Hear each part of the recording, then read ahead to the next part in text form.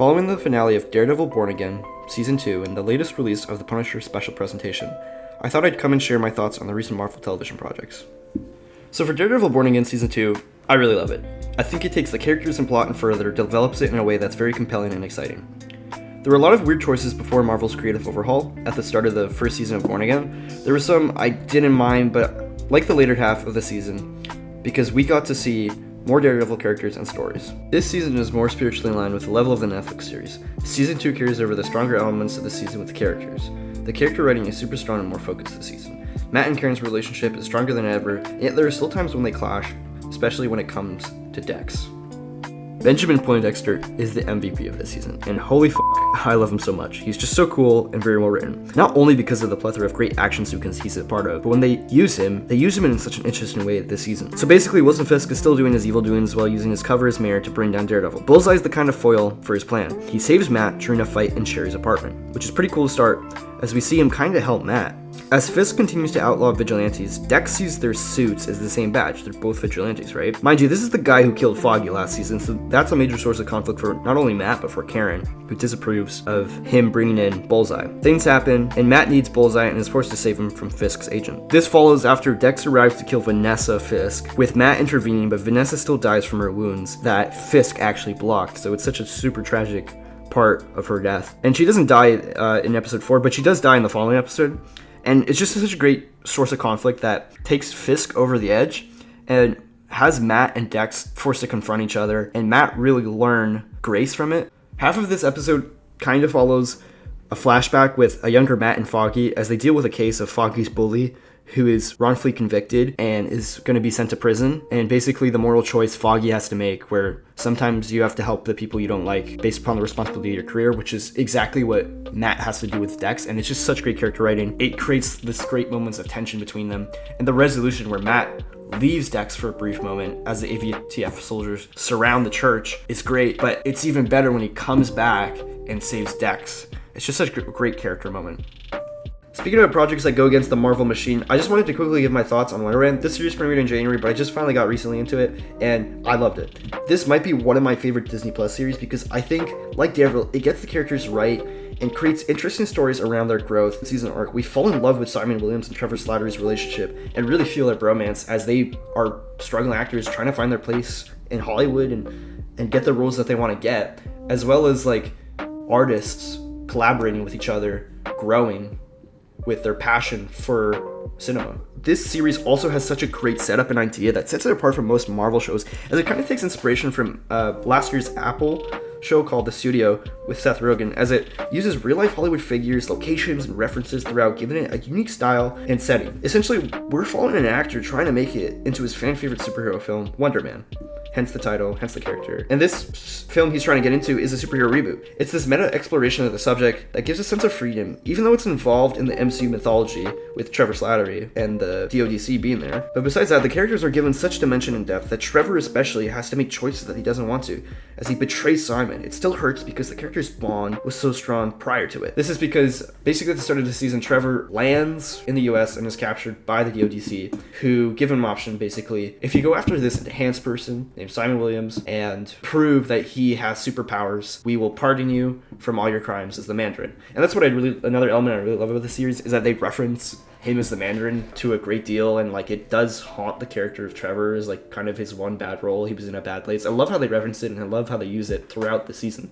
It's really good. And to the conclusion of the kind of misdirection is, so basically Simon blows up this studio lot as he finds out Trevor betrayed him to the DODC, and all his ionic abilities create this explosion, basically like damaging the Wonder Man set, and Trevor takes the fall for it as a Mandarin terrorist attack. It's such an interesting way, and I loved how they played with the mythology of it and brought it back. Overall, I think Wonder Man is such a great show because it's a lot of heart, and a lot of great characters, and a lot of great emotional moments that give room to breathe, unlike some Marvel projects. And yeah, that's why I'm excited for season 2, and that's why I think Wonder Man was the shining example at the start of the year that Marvel television is heading into a better place.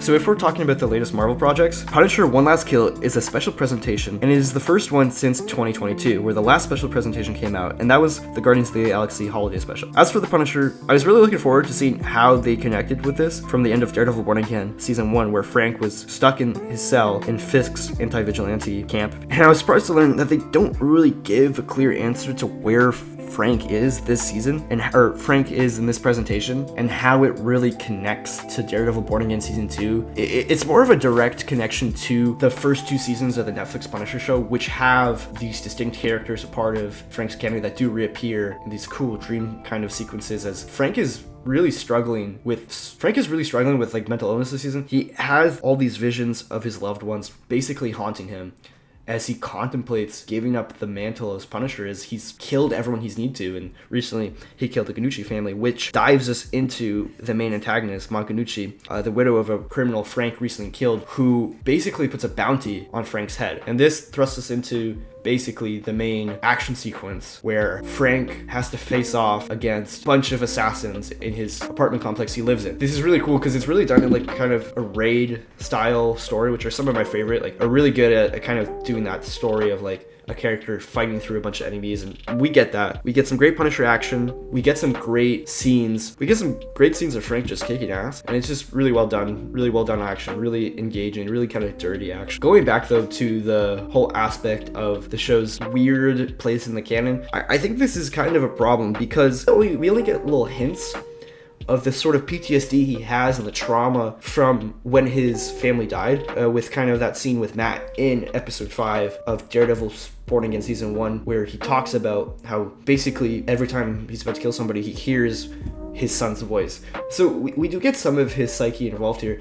This is more of a showcase, I feel like, of what overall the Punisher is. So I think it's good that they went in this direction, but I also think it's kind of just jarring because we've already kind of seen this before. We've seen Frank deal with the fallout of killing those that killed his family, and especially the Netflix series. I think the intention of this special presentation was for it to be kind of who is he, what is he like, and basically put that in a smaller format to show an audience that may not have been exposed prior to Punisher, or just don't want to watch the first 2 seasons of the show and know him in Born Again. I think this is good, and it's really compelling. It's well done, the PTSD scenes and how they're exemplified in the special presentation. But I think the problem still just lies with, we don't know how he got here. We don't know why he's we do know why he's kind of feeling this way, but how we're supposed to feel with this story in such a small format, right? It's such a small format for the story. So if maybe we were given a full kind of hour, 40 minutes, I think that's just the risk of these special presentations and Marvel shows in general, that if you don't give us clear timelines for the projects and that don't,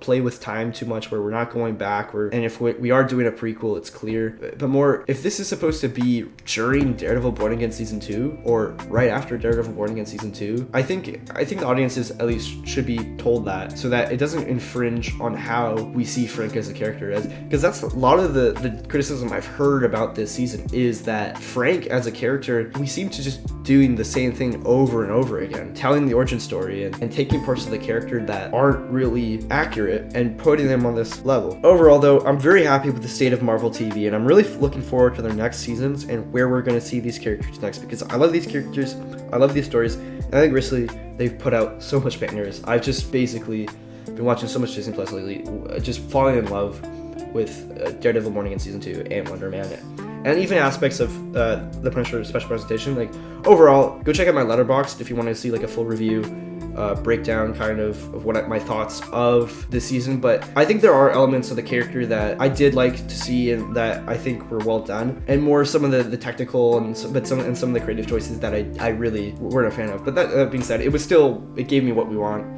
It gave what the audience wanted, which is Punisher just killing a bunch of dudes. So yeah, I'm probably going to do a companion video to this piece where I'm going to kind of analyze give my brief thoughts on the past Disney Plus series and special presentations leading up to this point. So stay tuned for that. Let me know what you think. Comment down below, subscribe, do all that fun stuff. And yeah, thank you guys for watching.